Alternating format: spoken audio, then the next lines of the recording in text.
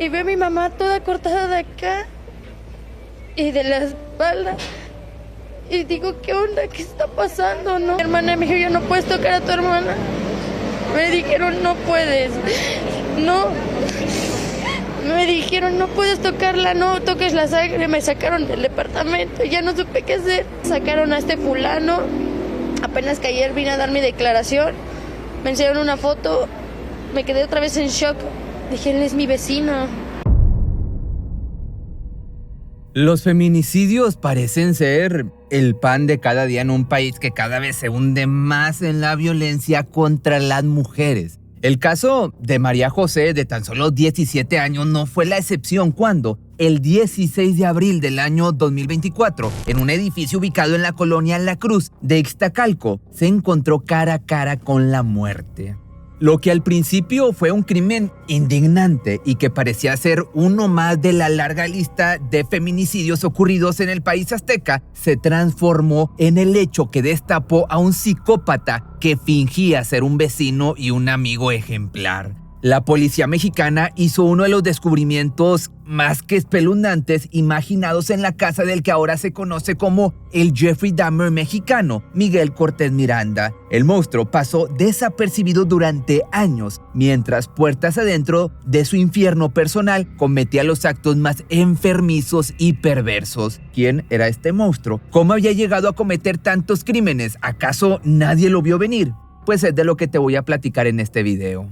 Miguel Cortés Miranda nació el 25 de octubre del año del 84 en la alcaldía Gustavo A. Madero en la Ciudad de México. Era el segundo hijo de Miguel Cortés Miranda, maestro de la UNAM, y María del Carmen Miranda Moreno, una ama de casa. Su padre era químico bacteriológico y fue inspiración para que ambos hijos siguieran sus pasos. Miguel estudió para ser químico bacteriológico parasitólogo y su hermana Claudia se convirtió en química farmacéutica. Su primer trabajo fue a los 23 años en un laboratorio dedicado al análisis de agua y alimentos. Luego de 2 años comenzó a trabajar en Ortin Laboratorio, que esto es una empresa de análisis especializados que procesaban muestras de todo el país. Fue en ese momento que decidió independizarse y se mudó a un departamento de Iztacalco donde cometería sus más oscuras perversiones. Luego de 2 años trabajando en este laboratorio, en 2013 Miguel renunció supuestamente por una decepción amorosa. Durante su descanso laboral se unió a la Fundación Igualdad Animal, aunque por fuera se mostraba como un joven preocupado por el bienestar animal. Su verdadero propósito era acercarse a las mujeres y ganarse su confianza. Poco a poco el químico comenzaría con su conducta criminal que iría perfeccionando con cada crimen. Pero el químico era astuto, era un tipo inteligente. Por fuera Miguel se mostraba como un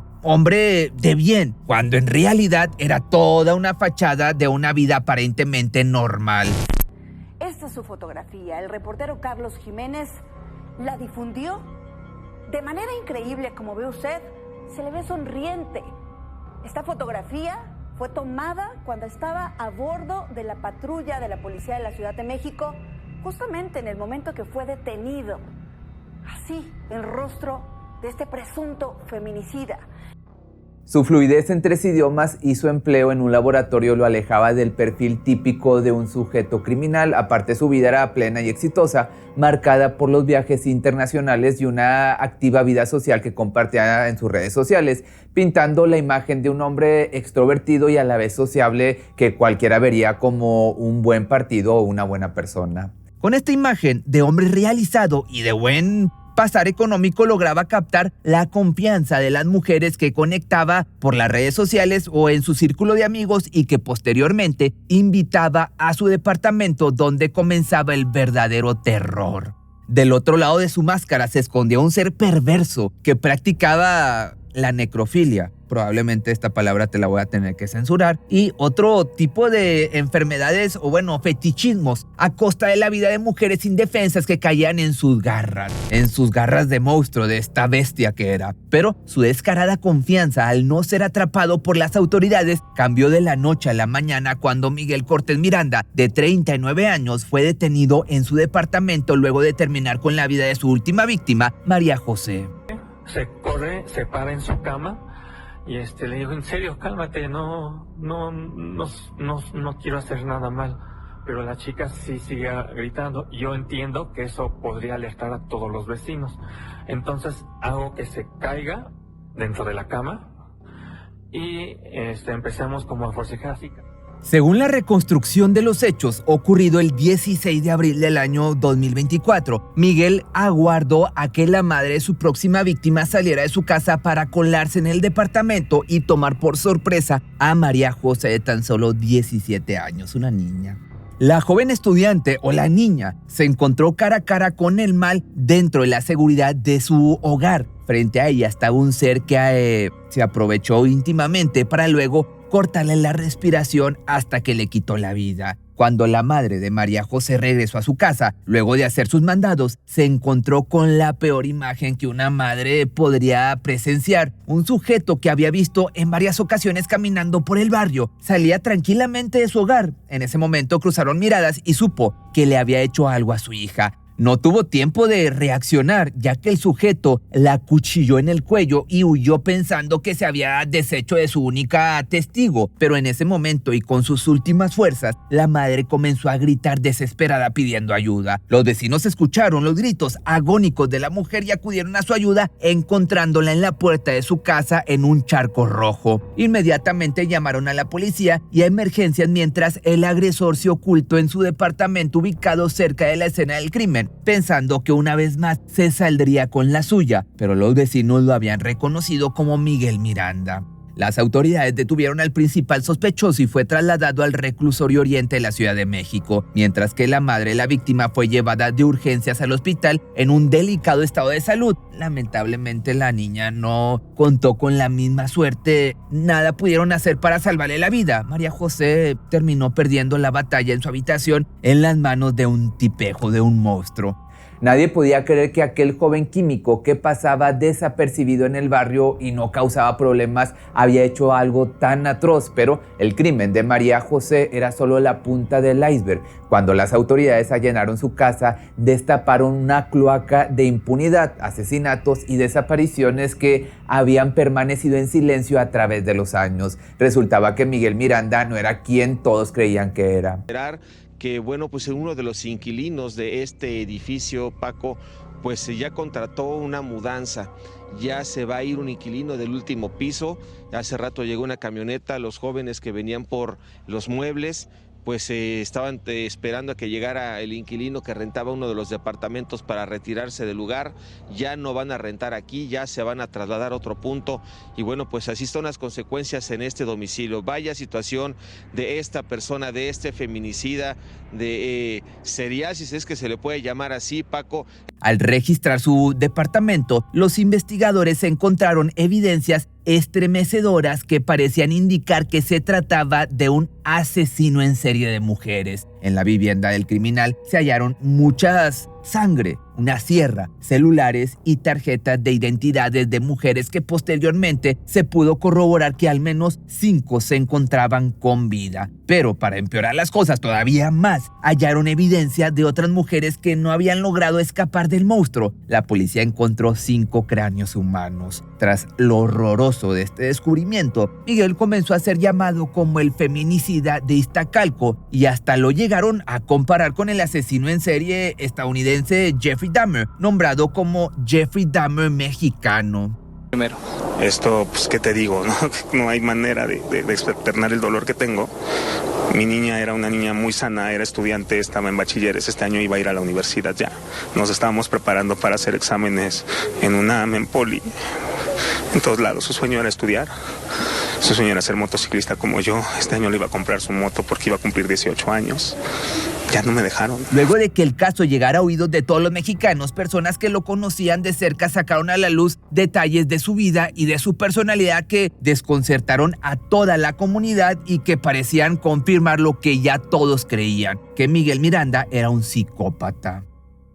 Es que él era muy diferente, de hecho la familia siempre todos lo consideran como una persona tranquila, no demostraba que fuera agresivo,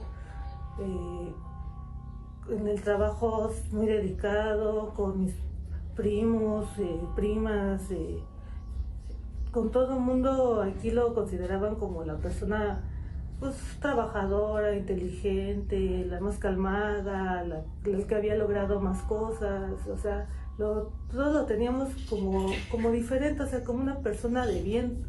Una criminóloga de nombre Samantha Hernández reveló a los medios mexicanos que el perfil criminal de Miguel era el de un completo asesino en serie. Este tipo de criminal por lo general suele padecer un trastorno de personalidad antisocial, lo que se conoce como psicopatía. Un psicópata, por cierto, es una persona con una marcada insensibilidad emocional, aunque suele mostrar una faceta encantadora y seductora hacia afuera. Esto genera una doble vida en donde el criminal puede pertenecer sin problema a grupos sociales mientras oculta sus crímenes sin ningún esfuerzo. Según la especialista, los matones en serie son a menudo educados, con relaciones sociales y con trabajos estables. Tienen una vida completamente normal como la de cualquier otra persona promedio. Las primeras declaraciones y análisis de su personalidad, se ha determinado que Miguel N. posiblemente presenta rasgos psicópatas relacionados con una mente criminal. Así, un asesino en serie primero va a conquistar a su víctima, va a generar confianza, la seduce, muestra un falso perfil, uno agradable para la persona, hasta llegando el momento de revelar su verdadera cara: el feroz asesino, el narcisista, el manipulador, el monstruo. Según sus demás compañeros, Miguel era una persona de bajo perfil, reservado, tranquilo y callado. El hombre no era agresivo, entre comillas, pero tenía actitudes que a sus compañeros le incomodaban un poco. Para mantener una buena convivencia en el trabajo, había formado un grupo amistoso que incluía a Miguel. Varias veces habían organizado reuniones en la casa del criminal, la cual parecía común y corriente. Al parecer, el hombre ocultaba muy bien ese hedor a muerte de sus víctimas, por cierto. Pero, de hecho, en una de esas reuniones hicieron un test que trataba de si eras más un psicópata o un asesino. ¿Y cuál crees que fue el resultado de Miguel? Pues un contundente asesino. Todos tomaron esto como un simple juego, obviamente sin saber que habían dado en el blanco. Sobre su actitud hacia las mujeres, en realidad el químico era muy tímido y no solía interactuar mucho con ellas. Según sus compañeras, era un tipo raro, que hacía comentarios muy extraños. En una ocasión, de hecho, había preguntado si metía un cuerpo en una mochila y lo llevaba en una bicicleta, la gente se daría cuenta. Frases como estas eran las que ponían incómodos a sus compañeros, pero obviamente jamás imaginaron que quizás lo preguntaba en serio. Luego de que la verdad ya fuera sacada a la luz, estaban seguros de que para ese momento ya lo había hecho o tenía las intenciones de hacerlo.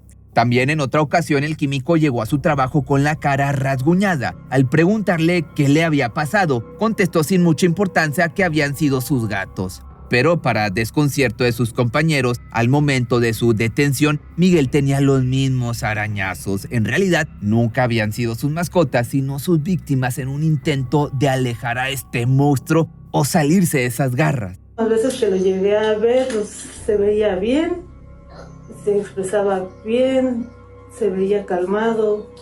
Nunca nos imaginamos que fuese un monstruo. Luego del allanamiento a la Casa del Mal, las investigaciones llegaron a un resultado aún más perturbador. Resultaba que los restos encontrados en el apartamento eran de por lo menos 20 víctimas distintas, que fueron encontrados junto con herramientas presuntamente utilizadas para hacer en parte los cuerpos, material quirúrgico y sustancias químicas que el criminal, gracias a su profesión, sabía manejar a la perfección. La Fiscalía General de Justicia de la Ciudad de México logró establecer que el primer crimen del químico fue perpetrado en el año 2012, los otros dos en 2015, o más bien los otros tres 2015, 2018 y 2024, lo que significaba que el asesino evadió la captura durante al menos 12 años. Según un fiscal, una de las razones pudo ser que el sospechoso no había mostrado conductas violentas o agresivas en su actuar cotidiano.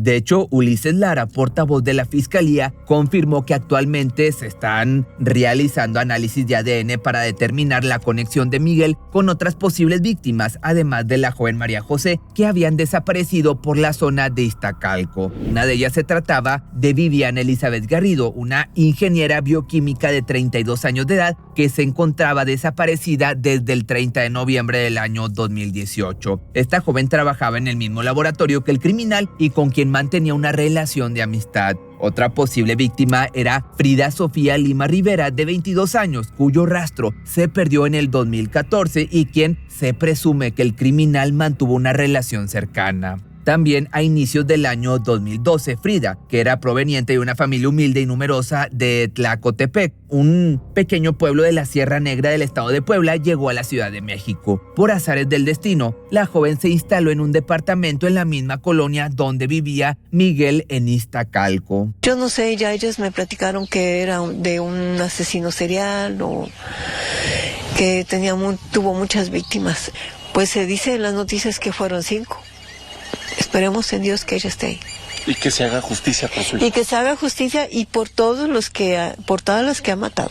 A su vez, por esos tiempos, Miguel regaló a la joven un libro llamado El perfume, historia de un asesino, el cual narra la historia de un asesino serial que, mediante un proceso químico, extrae el aroma de los cadáveres en descomposición. Y con esto, pues parecía que Miguel encontraba inspiración en el personaje ficticio. Lo que sí es que se desconoce si entre Miguel y Frida hubo o no una relación amorosa, pero durante la primavera del año 2014 ambos compartieron indirectas amorosas en Facebook. Luego, el domingo 7 de diciembre del año 2014, a las 3:57 p.m., Frida hizo su última publicación en Facebook, cual se despidiera del mundo, con la imagen de Bunbury y su ídolo. Lo que esta publicación decía era lo siguiente: no vuelvo por donde vine, nunca miro atrás, para luego desaparecer para siempre sin dejar rastro. Después, a los 4 días, el 11 de diciembre del año 2014, Miguel publicó un poema de su autoría llamado Perfecta.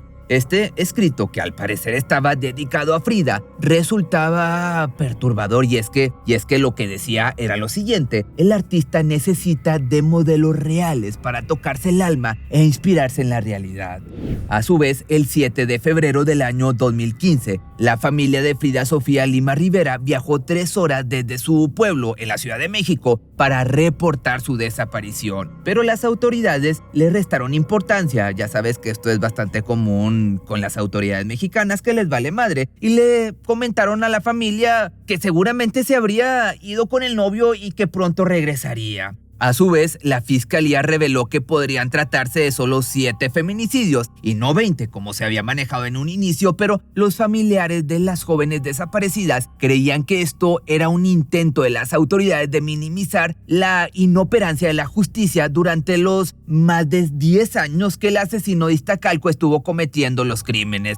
En 4 casos en los que cabe la posibilidad de que el químico sea el responsable de las desapariciones, los investigadores se han acercado a los familiares para comenzar con las pruebas genéticas para identificación de los restos óseos encontrados en el apartamento. También la cantidad de evidencia encontrada en este lugar en el departamento y servida en bandeja para los investigadores era alevosa, pero hubo una prueba que dejó helado a todos, y es que un diario donde este asesino serial, registraba todos los crímenes que cometía.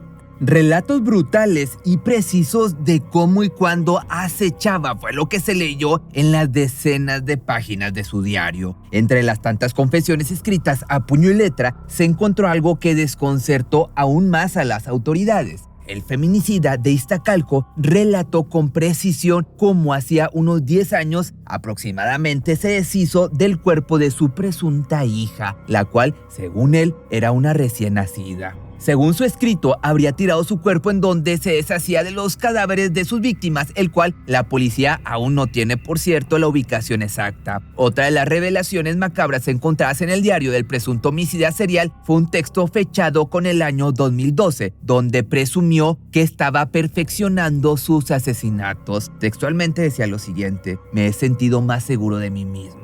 Pero sus confesiones no se quedaron guardadas solo en su diario íntimo, sino que también fueron publicadas en su perfil personal de Facebook, pero de una forma más subliminal y que hoy en día causa totalmente escalofríos. Y es que el criminal compartió poemas que ocultaban pistas de sus enfermizos actos. En un análisis inquietante de sus publicaciones, los investigadores se preguntaron si acaso había confesado sus crímenes a la vista de todos sus seguidores. Y es que los poemas eran simplemente perturbadores. De hecho, uno de ellos decía lo siguiente: te extrañaré, que el feminicida publicó 6 meses después de la desaparición de Frida Sofía Lima Rivera, quien fue vista por última vez hace 9 años.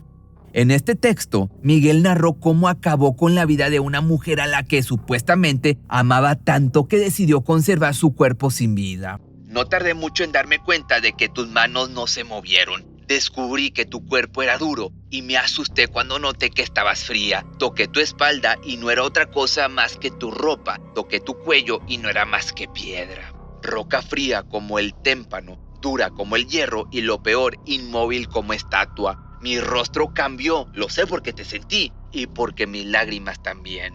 De las lágrimas de felicidad pasaron a ser lágrimas de desesperación. Quería estar a tu lado, pero no de esta manera. Y si el poema no podía ponerse aún más inquietante, el feminicida escribió lo siguiente: hace tiempo te vi morir. Moriste sepultada por pequeños cristales. Tu piel se manchó de sangre y tu cuerpo cambió de tonalidad a un rojo escarlata. Cubierta de sangre, te puse en un altar y lloré a tus pies. Decidí quedarme contigo, mejor dicho, con tu cuerpo inerte. Esperaría que en cualquier momento abriera los ojos o simplemente moriría a tus pies.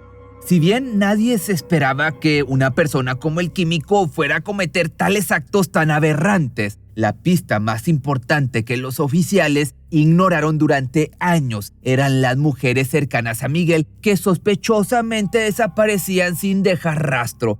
Una de las jóvenes que fue manipulada y engañada por este monstruo fue Karen Ornelas Baltazar. La joven trabajaba como técnica en un laboratorio clínico en Ortín Laboratorio, donde Miguel también era empleado. Lo último que se supo de ella era que estaba en una fiesta en la casa del presunto feminicida antes de desaparecer. Karen era una chica con toda una vida por delante. Tenía 21 años de edad en diciembre del año 2012. En aquel entonces su familia la reportó como desaparecida y lamentablemente fue encontrada sin vida cerca de las instalaciones del metro Iztacalco. La policía tomó declaraciones a varias personas de su entorno, entre ellas Miguel, quien confesó que la había dejado en el metro, lo que parecía ser la clave para que se convirtiera en el principal sospechoso de su muerte. Pero para las autoridades que les corre a tole, solo fue un testigo más. Como en el caso de Frida, no investigaron a fondo, les valió madre y concluyeron que falleció a causa de una congestión alcohólica, así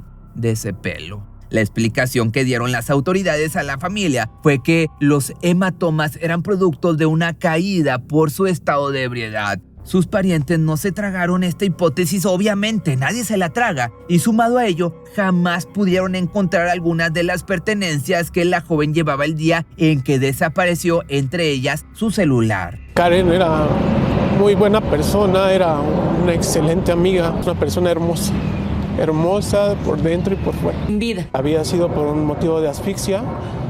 Sin embargo, tiempo después se corrió el rumor de que podría haber sido asesinado. Los familiares de las jóvenes que nunca regresaron a casa alzaron la voz y denunciaron que la Fiscalía General Local desestimó pruebas contundentes, puso trabas que incluso beneficiaban a que el feminicida pudiera continuar con sus crímenes con total libertad. En la actualidad, de hecho, una de las familias contactadas por la fiscalía fue la de Viviana Garrido, desaparecida en noviembre del año 2018 en una estación del metro cercana al departamento del Químico. La familia estaba a la espera de que las autoridades les confirmen, o está, mejor dicho, para este momento, les confirmen si la joven está o no entre los restos hallados. También fue en septiembre del año 2018 cuando el destino de Viviana Elizabeth Garrido Ibarra se cruzó con quien acabaría con sus sueños. 2 años antes de los hechos se había titulado como ingeniera bioquímica industrial en la UAM. En ese tiempo, Miguel había comenzado a trabajar en el laboratorio ARC, una empresa de servicios de control de calidad. Ahí conoció a Viviana, una joven madre que se convirtió rápidamente en su amiga, sin saber que aquel simpático, entre comillas, hombre, tenía otras intenciones con ella.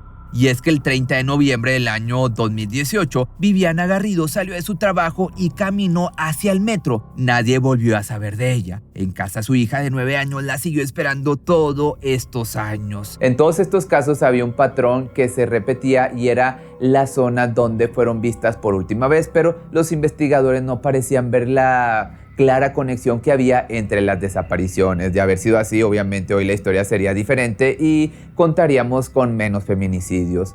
Otro lamentable caso fue el de Amairani Roblero, quien desapareció a los 18 años en agosto del año 2012. En aquel momento, la familia de la joven reportó que Miguel había sido la última persona en estar con ella, ya que él la había acompañado a recoger unas fotos a su preparatoria y nunca más se supo de ella. Quería estudiar Derecho para defender a las personas inocentes, porque había mucha injusticia en este país.